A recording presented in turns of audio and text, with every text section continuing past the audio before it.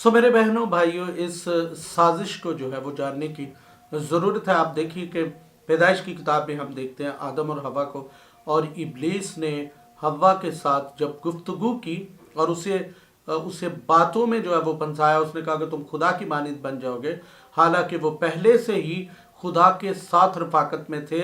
और ये पहली फैमिली थी जो डिवाइन फैमिली थी, जो खुदा के साथ ताल्लुक में, राब्ते में जो है वो थी। खुदा ने उनके नथनों में अपना दम फूंका हुआ था। उसने ऐसा जाल जो है वो बिछाया, ऐसी चाल चली, ऐसी साजिश की कि उनकी अक्लों को अंधा कर दिया। और बाद में उनको पता चला कि जो इब्लीस ने उनसे काम करवाया।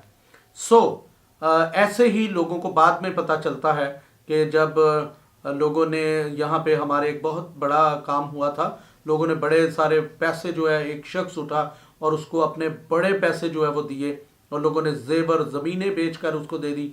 और बाद में उनको पता चला कि उनकी ज़िंदगियों के अंदर किस कदर बड़ा जो है वो फ्रॉड हो गया। आज मैं आपको ये बताना चाहता हूँ कि इब्लीस जो है वो कभी भी नकम्मा, बदशक्ल और बुरे ख्यालात और ऐसी चीज़ों के साथ नहीं आता, बल्कि लबादा उड़ के आता है। मैंने यहाँ पे एक शख्स को देखा जो जादूगर है, जिसका जो कब्रों को और ऐसे क्रिश्चियन कहलाता है, लेकिन वो बाइबलें भी बांटते हैं, वो संडे स्कूल के लिटरेचर भी बांटते हैं, लोगों की हेल्प भी करते हैं। लेकिन बहुत सारे लोगों को मालूम नहीं है कि उसकी सरशिस या उसकी रियलिटी जो है वो क्या है। सो मेरे प्यारे बहनों भाइयों, हमें हकीकी तौर से लोगों की गुफ्तगू से और उनको डीपली जानने की ज़रूरत है कि आया कि वो खुदा के साथ रियली तौर पर चलते हैं या नहीं चलते, उनकी ज़िंदगियों में क्या प्लानिंग और क्या साजिश है।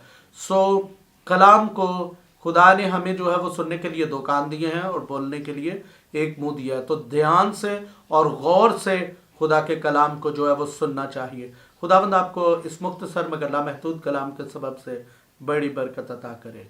आमीन।